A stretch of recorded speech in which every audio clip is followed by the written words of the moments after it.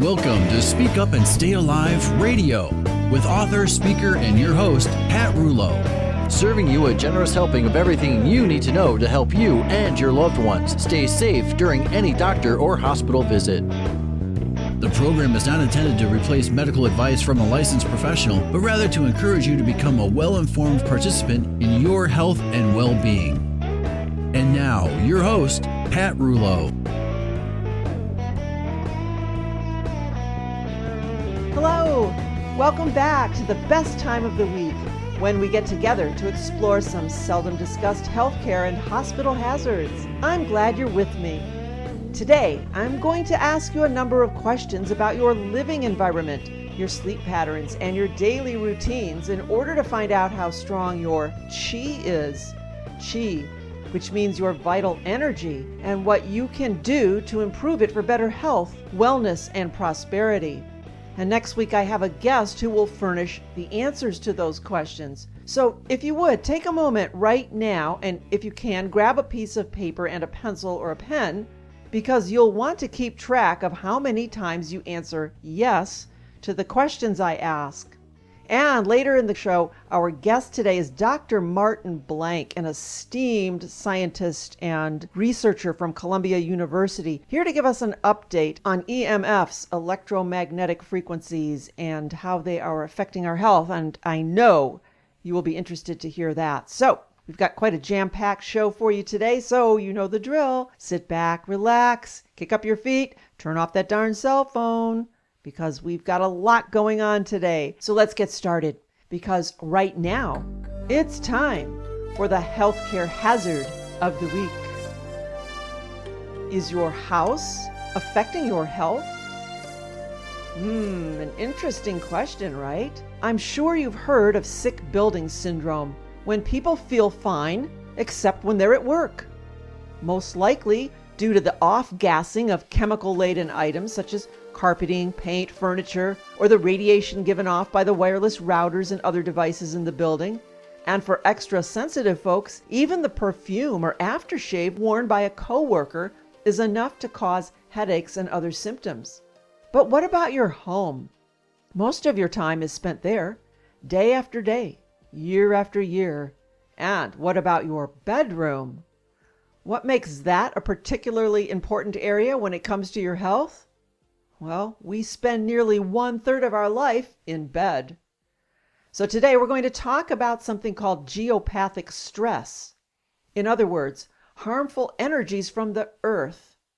Now, you know I love word origins. Geo, from the word earth. Pathology is the study of illness. So geopathology is a science that researches the characteristics and effects of earth energies on a person's health. Not everything furnished by Mother Nature is good for us. Geopathic stress mainly occurs from natural sources, but can be caused as well by man-made electromagnetic devices and applications such as cell phones, computers, power lines, etc. So that's why our show today is going to encompass all of this. Now, there are 3 types of naturally occurring geopathic stress, and they are underground water courses, earth grid systems, and geologic or earth fractures. Let's start with underground water courses or water veins. They emit an energy that drains our body's bioenergetic field and can be harmful if we spend long periods of time above those areas. Now, it makes no difference how deep the water is down in the earth or how many floors a person lives above ground. Even on the 20th floor of an apartment building, the effect can be clearly felt. And sometimes it's even stronger due to the enhancement of iron in reinforced concrete in the ceilings. Interesting, huh?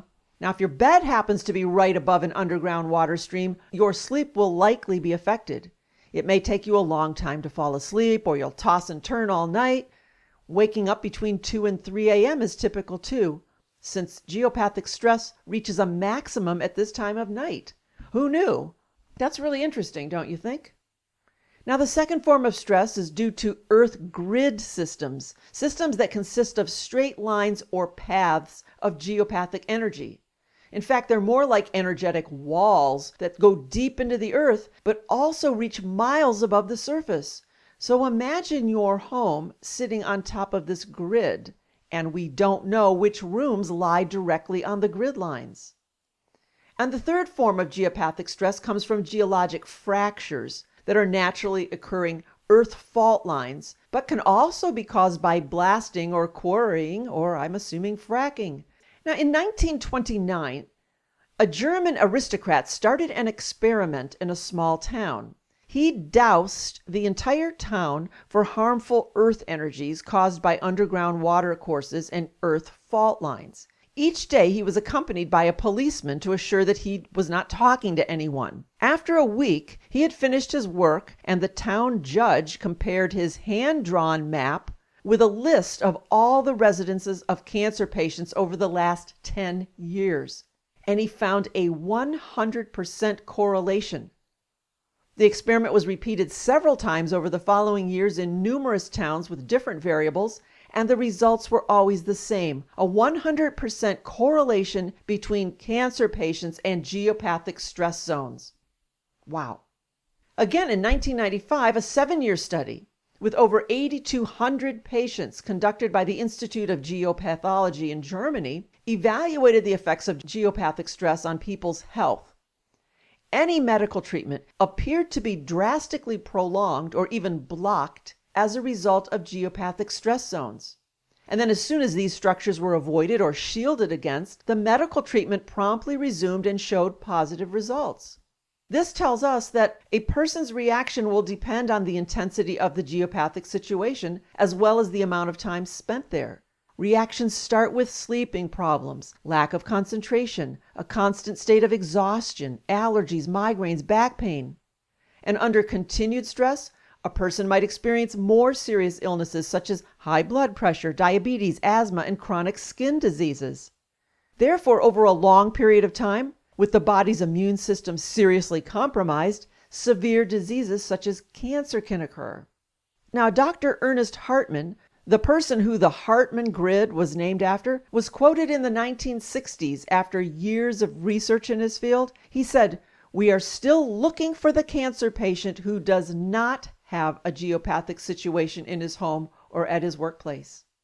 That is a huge statement. At least 30% of all chronic medical conditions are derived from this cause. Or to put it differently, patients would be, on average, 30% healthier if we managed to find good sleeping places for everyone. Stress from such things are subtle, sometimes barely noticeable at first, but it takes a toll on our health if not detected. Again, studies in Europe show that serious health challenges such as cancer are always nearly correlated with geopathic stress exposure. And if not recognized and addressed properly in time, all other health measures like standard therapies and medications are less effective and then counteracted. Every time a patient comes home after a treatment or after a surgery or after taking their medication and lies down in a compromised space, which is most often in their bed, they further weaken their energy levels and their immune system without even realizing it. Now that is not supportive to recovery and is considered a danger for the reoccurrence of the illness. So every time a patient lies down at night on a geopathically stressed area, possible improvements from treatments during the day are counteracted again, or at least diminished. All forms of cancer, heart disease, high and low blood pressure, allergies and skin sensitivities, arthritis, the many aspects associated with insomnia, stomach and intestinal issues, infections, because viruses thrive on geopathic stress. Problems of the nervous system, migraines, asthmas, all form of nervous behavior, AD&D, fear and depression, problems with kidneys and bladder, liver and gallbladder, thyroid, multiple sclerosis, which is often linked to strong EMF fields, also called dirty electricity, chronic fatigue syndrome, and epilepsy. And the list could go on forever. Now, again, I'm not saying that geopathic stress causes all these health problems, but likely is a contributing factor. So why not investigate this to determine if this is the case, and if it is, to do something to lessen the effects? Insomnia, for example, is a sign of constant stress. And I'm personally hearing more and more about people who cannot fall asleep, cannot stay asleep, or otherwise wake up feeling exhausted. Much of this is due to everyone's need to blast themselves with Wi-Fi routers and cell phones in the bedroom, which we've talked about before. Get rid of those things to start with. Geopathic stress keeps our body in a permanent state of high adrenaline output and damages our ability to rest and heal ourselves, an essential aspect for our well-being. As long as we are young, the body is able to cut its needs for regular recovery short. However, with age, we feel its impact more and more. And if we don't get a good night's sleep, then we need pharmaceutical support in the form of sleeping pills to make it through the next day. And we know what that leads to. So I have some questions for you, a quiz of sorts. So now it's time to get that paper and pencil. And I've taken these questions from a paper written by a new friend of mine, a gentleman from Austria named Werner Brandmeier. And again, he will be a special guest right here next week. So you'll need to hear him because he'll give us the scoop behind why these questions are important to our health and what we can do about it. Werner worked for more than a decade in medical engineering, dealing with high-tech equipment in hospitals, MRIs and CTs. So he has a scientific background. He's also comfortable with the world of energies, since his father was a water dowser. Now, you've probably seen pictures of a person with a Y-shaped twig or rod or a pendulum who walks around the land trying to locate water with these dowsing tools. And they walk around the property trying to pick up earth energy. We'll probably get a little more into dowsing next week. So anyway, here we go. Here's the first question. So remember to mark on your piece of paper for each question how many times you answer yes. Does it take you a long time to fall asleep? Do you regularly wake up during the night, especially between 2 and 3 a.m.? So remember, you're writing yes or no. Do you feel tired in the morning, not well rested, even if you had 8 hours of sleep? Are any of your children restless sleepers? Do any of your children have nightmares? Does your baby move to the sides or ends of their crib or tend to fall out of bed? Does your baby cry for no apparent reason? Do any of your children have difficulty concentrating in school? Are there any chronic health issues you or a member of your family are experiencing? If so, count each family member with a challenge as an extra yes. Was anybody challenged with cancer living in your home? And again, count each cancer case as a yes. Do any of your plants, trees, or bushes on your property have abnormal growth patterns? Do you have problems with ants or other insects in your house, such as wasps, bees, ladybugs? Here's an interesting one. Is one of your cat's favorite spots on your bed or in your favorite chair? Do you have wireless internet in your house? Do you have a TV, a cordless phone, or a computer in your bedroom? Do your kids own at least 2 electronic devices that they use daily, such as a computer, a phone, MP3 player, a TV? Do you or another family member use more than 1,000 minutes a month, about 30 minutes a day, on the cell phone? Do you use a microwave? Is there a cell phone tower within a few hundred feet of your house, your workplace, or your children's school? Have you replaced the light bulbs in your house with the new CFL bulbs, the energy-saving fluorescent bulbs? And lastly, do you drive a hybrid car? Now, if you answered yes to 4 or more of these questions, you will want to conduct more tests directly in your sleeping areas and proactively reduce the daily EMF exposure as much as possible. If you've answered more than 6 yes answers, we strongly recommend to get in touch with a specialist for geopathic stress and an EMF consultation. And for more than 8 yeses, we suggest a consultation, plus considering additional ways to protect your house and support yourself energetically. And next week, Werner will be here to help us with these questions so we can learn how to identify geopathic zones, how to read the signs in nature, how to interpret sleeping patterns, and how to watch the habits of our pets. Now, meantime, you can head over to some of his websites and get some more information. One of them is called geopathology.com, G-E-O, pathology.com, geopathology.com. And the next is called harmonizeyourspace.com. harmonizeyourspace.com. So stay tuned and come back next week because we're going to clear all of this up and ask Werner all of these questions and get the reasons why the answers are important. So that's coming up next week.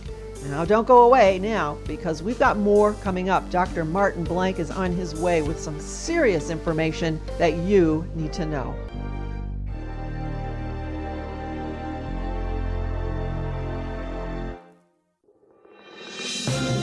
And with that, let's hear some legal news you can use. Let's spend the next 2 minutes with our friends at Schraff & King. They always have the answers. Pat, young gal sent this. I am a young person in good health. Do I really need to create a formal advance directive? It's interesting that younger people think that they do not need this type of document, but the fact is that most of the law in this area developed around younger people in auto accidents who had very serious injuries. So everyone 18 and over should have a health care directive. And if our listeners need more information, where can they find you? Well, they can reach us at 440-585-1600 or at our website at schraffking.com. Well, thanks for helping us today, Pat. We appreciate your wisdom. You're welcome. If you have not taken care of your advance directives, get it done today. Schraff & King. Visit them online at schraffking.com.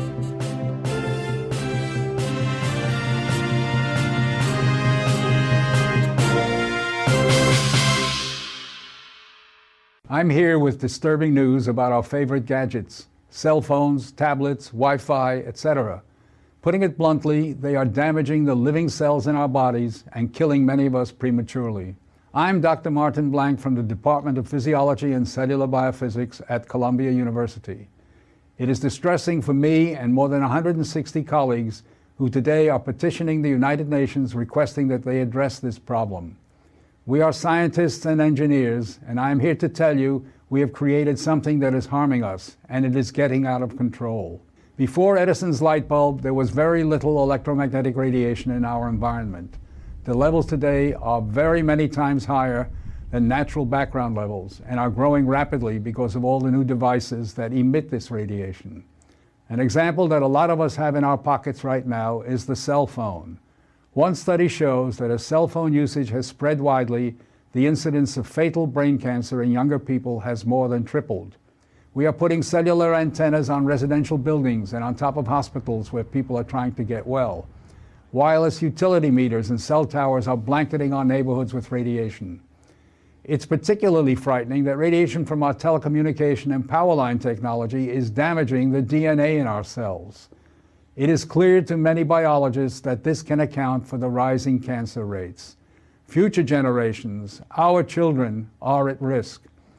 These biologists and scientists are not being heard on the committees that set safety standards. The biological facts are being ignored, and as a result, the safety limits are much too high. They are not protective.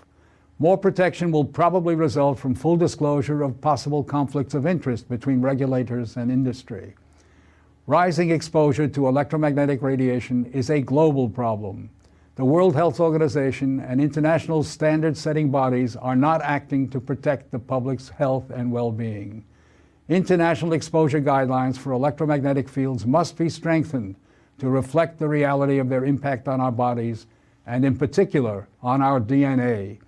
Although we are still in the midst of a great technological transformation, the time to deal with the harmful biological and health effects is long overdue.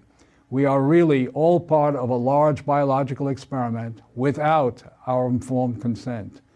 To protect our children, ourselves, and our ecosystem, we must reduce exposure by establishing more protective guidelines. And so today, scientists from around the world are submitting an appeal to the United Nations, its member states, and the World Health Organization to provide leadership in dealing with this emerging public health crisis.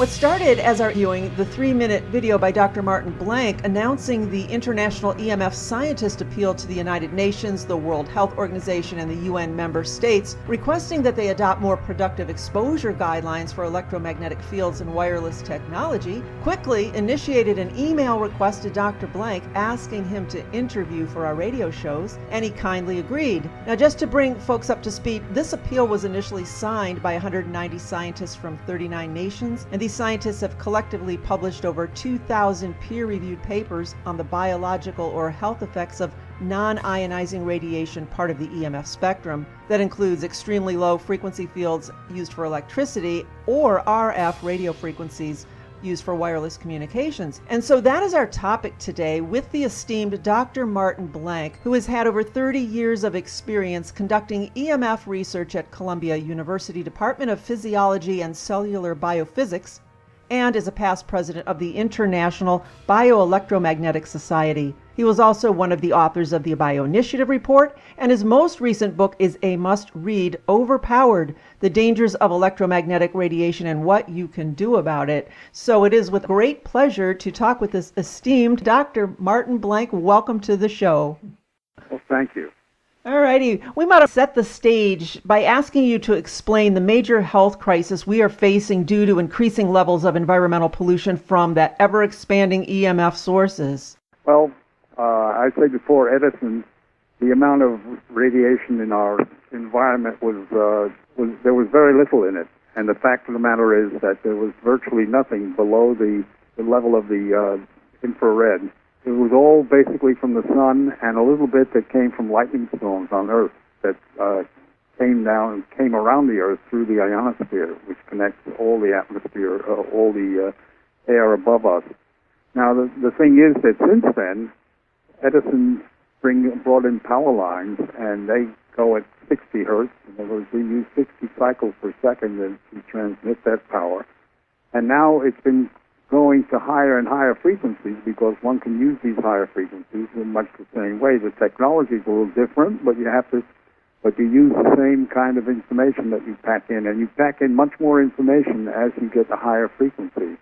So they've been using more and more of this for transmitting of radio and television and internet, and it just keeps on going. And we now have the environment that's just full of all of this radiation. I call it radiation. It's different from ionizing radiation. Ionizing radiation everyone knows about. This is the stuff that comes from radioactivity, things like the atomic bomb when you get those kinds of transformations in it. Even power line radiation, which, as I mentioned earlier, the 60 cycles per second, even that causes problems. In fact, that was the first one that was identified in a large way. Workers on radar during World War II were reporting all kinds of symptoms, and people realized that there were problems associated with exposure to radar. But the thing is that it was found that there were all kinds of problems that one could get from this. And the literature started to build up, and most of the research that was done on this thing was actually done in Russia and in the Russian literature. So very little attention was paid to it until a paper in 1979 when two scientists here, Wertheimer and Leeper, published a paper showing that there was a correlation between childhood leukemia and exposure to the power lines. In other words, just the 60-cycle stuff that normally gives us the power to run our electricity and electrical appliances, that caused an increase in leukemia. Now, this was pretty hard to take because everyone had taken all this radiation. I call it radiation. This is low-frequency radiation, and I'm using this in the sense that it's used in our field. But the fact is it's not nearly as powerful as the radiation we used to, these alpha, beta, and gamma rays. That's a different kind of radiation. That's called ionizing radiation. Well, the non-ionizing radiation, which everyone had taken to be so benign, was bad for you. It was causing this disease. And the fact is that as soon as it was pointed out, they started a controversy, and there were those who said, well, no, they did other studies and they found no. And that's been one of the problems in the field. that there are ways of doing experiments that will give you the answer, the proper answer, and then there are other ways in which one can obscure the results of and one can hide them, and one can kind of get them mixed up so that you don't know what the answer is. For example, there was a study that was done on the effect of cell phones, in which the people who ran the study said, well, how do we know who's using a cell phone and who's not? Well, we'll take all those who register as of a certain date. They are cell phone users. And those who didn't register by that date are not cell phone users. Well, what about people who registered after that date and used a cell phone? And that's exactly what happened. And you found that the data were confused. So some of the people who were supposed to not be using the cell phones were using the cell phones, and since the data were intermixed, the results were valueless. So this is the kind of problem that we have in interpreting the data. But now there are an enormous number of studies, and the number of scientists who actually signed that petition to the UN is now well over 200. And that means that these are the leading researchers in this area, and they are publishing data which convince them that this is a very, very serious problem. And the bad thing about it is that the problem is getting worse by the year, because more and more people are using this non-ionizing radiation in their devices, and the atmosphere is getting so that people cannot live in an atmosphere that's free of this. And there are many people who are intolerant. They are unable to tolerate this level of radiation. And they are really beside themselves. There are very few places where they can actually find a comfortable place where they can live at what we would call a normal life. Well, that's been our research at Columbia University. It's been primarily on the effects on DNA, because you say electromagnetic fields affect the body. Well, the body is a very complex system, and there are all kinds of chemical units in it. What is it that's actually happening? Well, the short answer is everything, because electromagnetic fields, electricity and magnetism, are fundamental natural forces, and they interact with charges. And that means that if you've got electrons or protons, which are the basic building blocks of matter, then you interact, and you interact virtually all the time. So we are just, what shall we say? We just like in a laboratory. We're the chemicals that are around to be reacted with. We're the subject matter of. We're subject to these forces, and that means that all the chemicals in our body will react to these fields. The chemicals that turn out to be super important are the DNA. The different DNAs are the ones that carry the genetic information that we transmit from generation to generation. If you do anything with the code in the DNA, every time you activate it and then put it back into its normal, say, quiescent state, then it's reacting, and sometimes the reactions lead to errors, and sometimes you make, when it comes back, it doesn't come back the way it should come back. But when you have these electromagnetic fields activating, they are doing other things that are causing damage. In fact, one of the earliest studies was done by scientists from the University of Washington, where they exposed DNA to these fields, and they found that the DNA would actually fragment. Little pieces came off it. The longer they was exposed, the bigger the volume of pieces, more and more pieces. So this was clear evidence of damage that occurs when you're exposed to the DNA. I think part of the problem, though, is that people don't want to realize that and attribute it to something else. Oh, I'm just feeling stressed or nervous or overworked or tired. You know, it's hard to equate DNA and have that conversation with the average person and really explain the emergency situation of all of this. So I think that's part of the problem here.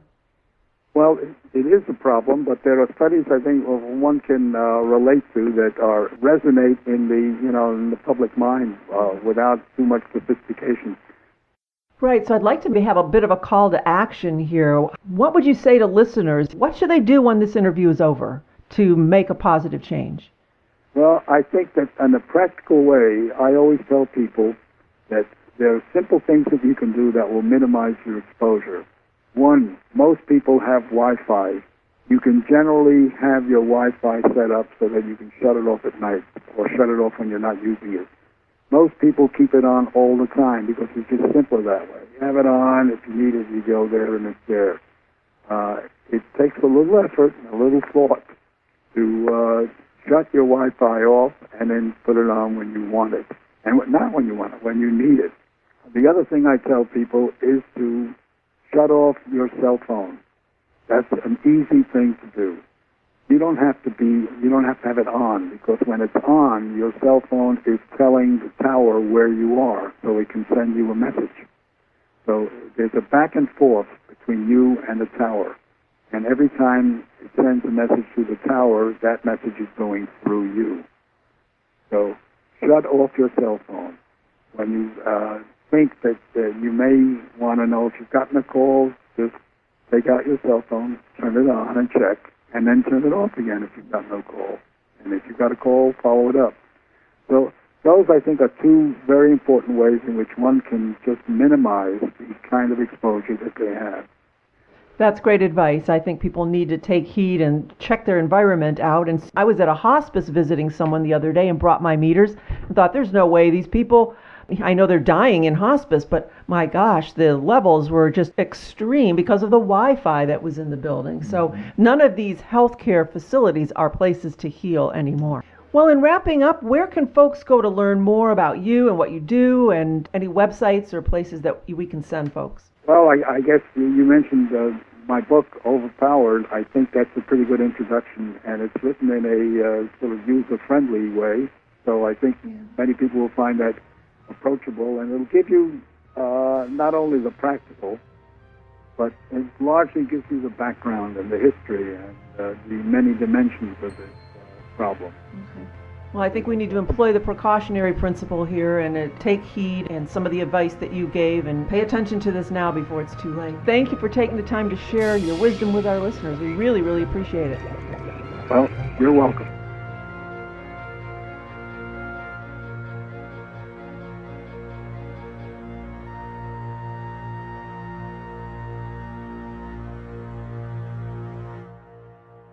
Tired of the same old presentations? Can you forward to slide 38, please?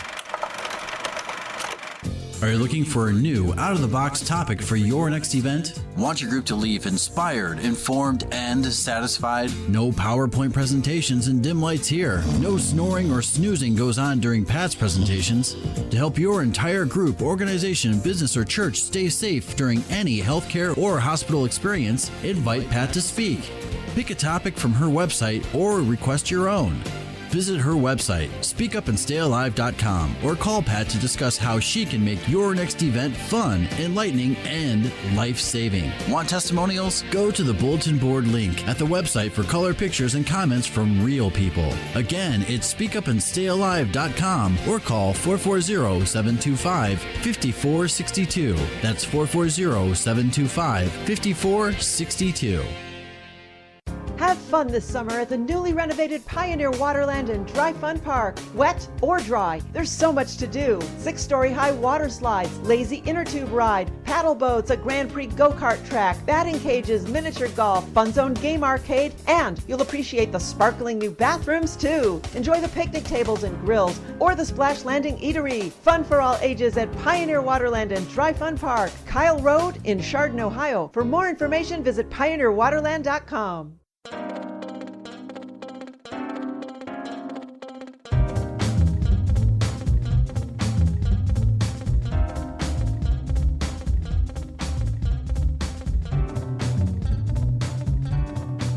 You're listening to Speak Up and Stay Alive, Patient Safety Radio, and I am your hostess, Pat Rulo.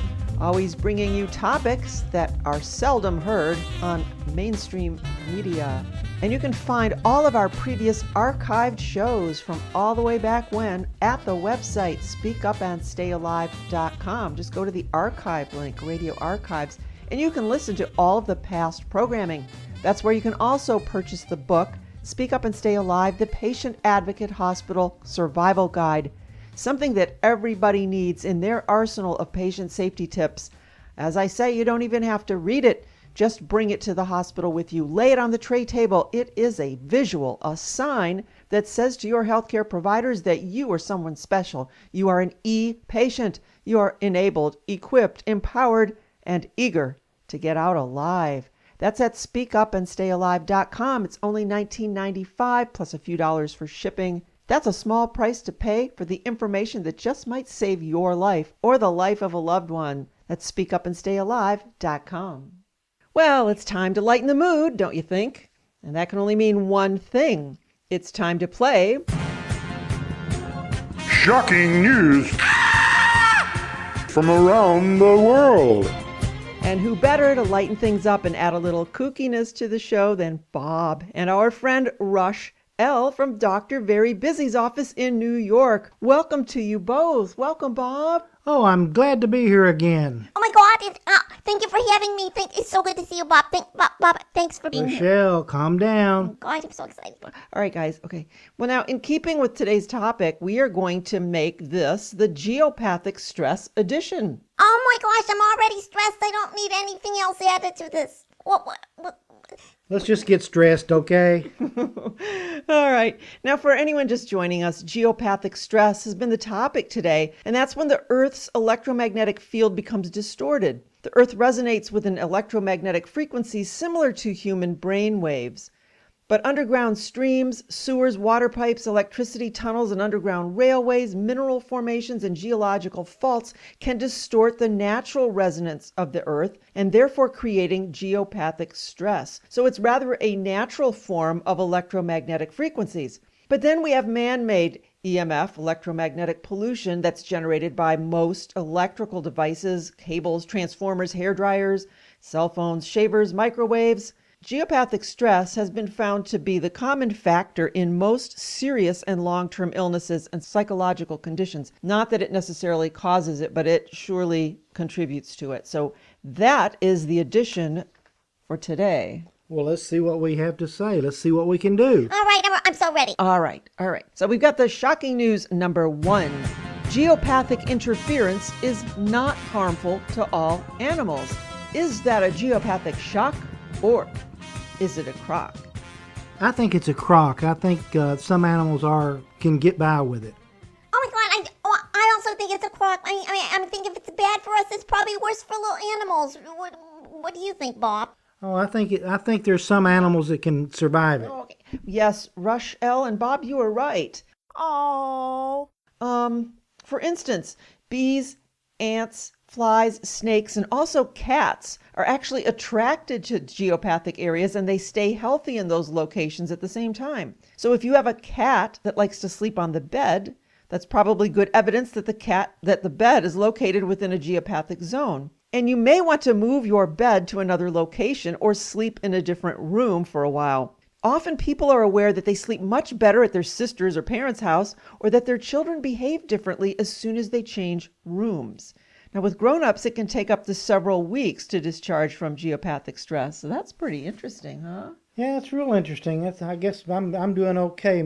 I'm able to sleep, so maybe I'm doing okay. Well, as far as sleeping, Bob, they also say to avoid metal bed frames and spring mattresses as they bundle and reflect geopathic energies. They also charge easily from electromagnetic fields and should be replaced with wooden frames and latex or foam mattresses. And as I said before, watch your pets, because cats are attracted to geopathic stress. Their favorite places are usually on the grids or even crossings. Cats are attracted to stress, but dogs try to avoid it. So whatever favorite spots they choose in the house can give us hints about existing Earth energy drains. And actually, they say that sometimes even a cat and dog sleep on the bed together, but the cat will lie on the grid. The dog, however, will not. That's very interesting. Oh my God, I have a cat that loves to sleep on my bed. No wonder I'm such a stressed Rush-elle. Well, that could be it, Rush-elle. Rush-elle, excuse me. Oh my gosh. All right, here we got the shocking news number 2. In terms of the plant kingdom, cactus and palms and fruit trees can resist geopathic stress. Is that a geopathic shock or is it a crock? I'm going to say it's a shock. So you think it's true? I think it's true. Oh my gosh, I'm going to guess that it's a crock just to be the devil's advocate, because I can't imagine a fruit tree that would love that kind of a thing, Bob. Well, they probably wouldn't like it, but they're there. Guess what? Rush-elle is right. Hooray, I did so good. Thank Oh, God. you outthought me there. Oh. Yes, guys, this is a crock. Of the 3 that I mentioned, only cactus and palms do well under geopathic stress, whereas most of the fruit-growing trees will fall ill when they are planted on geopathic stress zones. Well, I'm glad to know that. I'll have to watch what's going on. And I think I finished. Are we ready to move on? Let's do number 3. All right, the shocking news number 3. Bees give up to 40% more honey if their hives are located above underground water veins. Is that a geopathic shock or is it a crock? I'm going to say it's a crock. You don't think that's true? I don't think it's true. Oh my gosh, we're talking about all these pests like ants and bees and wasps and everything. So I think if those kind of pests enjoy it, I would imagine the bees would enjoy it. So I'm going to say that that's a shock. Are you going to say shock or crock? I say shock. What did you say? I said crock. Oh my gosh. Rush-elle, guess what? It is a shock. Wow! I screwed up again. Many beekeepers know how to douse for water and take advantage of that old knowledge. Wasps build their nests preferably where geopathic lines cross. So if wasps start nesting in a house wall, that is not a good sign. Well, we had some nest here once before, so that was pretty a bad sign. And you know what else, Bob? Termites. Oh my gosh. Termites, I don't even want to know about those guys. Well, remember the termites in Arizona? We had a bunch of them, so they were right there on top of our geopathic stress. Oh my gosh. Even ladybugs thrive with that type of energy. Uh-oh, we had some of those here in Cleveland. Oh my gosh, I hate ladybugs, especially those new Peruvian ones. When they bite, they hurt so bad. Did you ever get bit by a Peruvian ladybug? No, I stay away from them. Oh my gosh. All right, guys, let's continue with the shocking news number 4. It's a good idea to build a house where lightning has struck. Is that a geopathic shock or is it a crock? Oh my gosh, I think it sounds like a crock because maybe it might strike twice in the same place, or is that impossible? What do you think, Bob? I think it's a shock. I think it's wise not to build where lightning's hit before. You said, is it a good idea to build where lightning hit? And I say no. So you're saying it's a crock? I say it's crock then. It's a crock. All right. I don't know who said shock or crock or whatever, but the whole point is never build a home at a place where lightning has struck. Oh. This is because lightning always strikes where 2 subterranean streams cross. That means that indicates that's an area of high geopathic stress, where 2 subterranean streams come together underground. Are you saying underground water? Yeah. Wow. Well, I'm gonna have to learn how to do that. Dowsing? Dowsing. Yeah. Oh my gosh. Oh. And also they say that an old oak tree is not a good tree to hide under during a thunderstorm because oak trees thrive at the crossing points of underground streams too and are frequently struck by lightning. I think oak trees are struck more than any of them for lightning, aren't they? And that's why, because if they thrive at geopathic stress zones and that lightning strikes where geopathic stress zones lie, you probably wouldn't want to live on a street called Oak Street either. I'd probably just want to go to Elm Street. Oh my God, I live on Pine Street. I wonder if that's a problem. I think Pine's okay. Oh, you kids are crazy. All right, the shocking geopathic news number 5. If your light bulbs constantly blow, this is a sign of geopathic stress. Is that a geopathic shock or is it a crock? Oh, Bob, I think that's a shock. I mean, just hopefully they're not the CFL bulbs, Bob. You know, you don't want those to blow up and break because they're full of mercury. I think it's definitely a shock too, Rush-elle. I think that is definitely a shock. Wow! Yes, guys, it is true. And here are some more signs. If you find this going on around your home, not only light bulbs that constantly blow, insect infestations, dying plants or an area where plants will not grow. This one I thought was interesting. Areas where crawling plants thrive, such as ivy, is a great indicator of geopathic stress. I'm glad we don't have any ivy. Twisted trees or bulbous growth, bare patches on the lawn, crackling phones, high staff turnover, difficulty within a team, cracks in buildings, dampness, vandalism, clutter is attracted to this area, constant graffiti, and problem with neighbors. Oh my God, I must live in a terrible place. I have the worst neighbors. I have the worst problem with them. They are constantly difficult people. Do you have a hard time with those neighbors? I do. Luckily, there's no graffiti at my home. Well, that's good. At least the neighbors stayed away from writing on walls.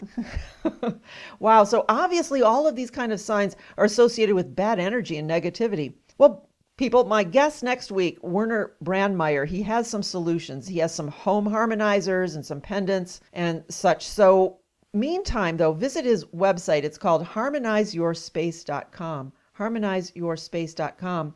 And be sure to tune in next week to hear it straight from an expert's mouth. I just find this extremely interesting and very telling, yeah?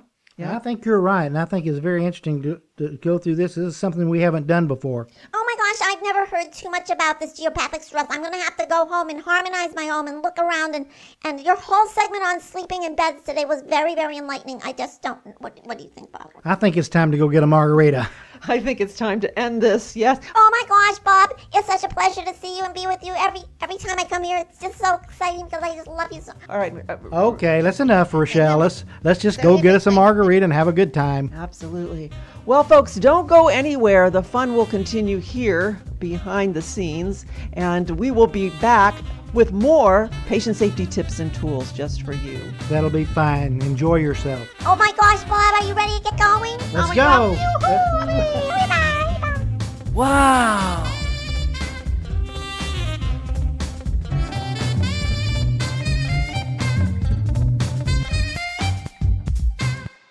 You're listening to Speak Up and Stay Alive, Patient Safety Radio, and I am your hostess, Pat Rulo. Thank you for joining us.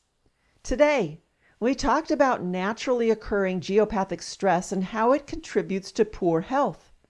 And our guest, the well-respected Dr. Martin Blank, issued a dire warning about man-made stress in the form of ridiculously high and unsafe levels of electromagnetic radiation given off by a host of common items, from cell phones to smart meters, cell towers to computers. These frequencies that occur either naturally or unnaturally clearly have a well-documented impact on our health. Yet we seldom give this much thought and choose to blindly subject ourselves, figuring that if, or more likely when, we get sick, we'll just go see a doctor, take a few pills. If I can't see it, smell it, taste it, or hear it, it must be okay. Oh, but now we know better. If you've listened to this program at all, you know that my message is to stay safe ahead of time. Stay out of the healthcare system, because it can get you one way or the other. Secondary infections, medication side effects or errors, unnecessary testing, and unneeded surgeries, not to mention the toll it takes on your pocketbook. So please, take heed. Think about your home this week. Look for some of the signs of geopathic stress that we talked about today, and head over to your hardwired computer and do some research for yourself. Clear your bedroom of all unnecessary things. Get rid of metal items in your bedroom. Get rid of the wireless router. Turn off cell phones, unplug chargers, clean out the clutter.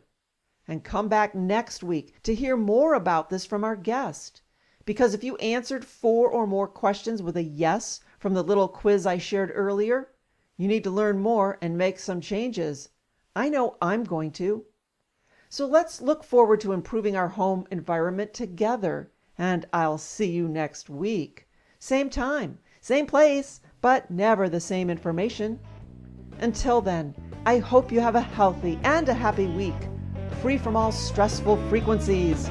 I am Pat Rulo, and I am your guide to safe and successful healthcare and hospital encounters. Listen to Pat Rulo and Speak Up and Stay Alive RadiOh. Stay safe from little-known healthcare and hospital hazards. To learn more, go to speakupandstayalive.com. That's speakupandstayalive.com.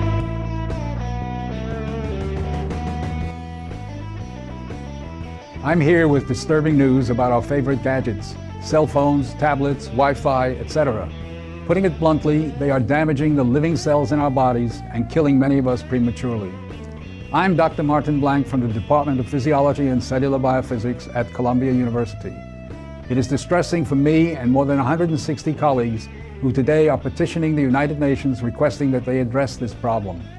We are scientists and engineers, and I am here to tell you we have created something that is harming us, and it is getting out of control. Before Edison's light bulb, there was very little electromagnetic radiation in our environment. The levels today are very many times higher than natural background levels and are growing rapidly because of all the new devices that emit this radiation. An example that a lot of us have in our pockets right now is the cell phone. One study shows that as cell phone usage has spread widely, the incidence of fatal brain cancer in younger people has more than tripled. We are putting cellular antennas on residential buildings and on top of hospitals where people are trying to get well. Wireless utility meters and cell towers are blanketing our neighborhoods with radiation. It's particularly frightening that radiation from our telecommunication and power line technology is damaging the DNA in our cells. It is clear to many biologists that this can account for the rising cancer rates. Future generations, our children, are at risk. These biologists and scientists are not being heard on the committees that set safety standards. The biological facts are being ignored, and as a result, the safety limits are much too high. They are not protective. More protection will probably result from full disclosure of possible conflicts of interest between regulators and industry. Rising exposure to electromagnetic radiation is a global problem. The World Health Organization and international standard-setting bodies are not acting to protect the public's health and well-being. International exposure guidelines for electromagnetic fields must be strengthened to reflect the reality of their impact on our bodies, and in particular, on our DNA. Although we are still in the midst of a great technological transformation, the time to deal with the harmful biological and health effects is long overdue. We are really all part of a large biological experiment without our informed consent. To protect our children, ourselves, and our ecosystem, we must reduce exposure by establishing more protective guidelines. And so today, scientists from around the world are submitting an appeal to the United Nations, its member states, and the World Health Organization to provide leadership in dealing with this emerging public health crisis.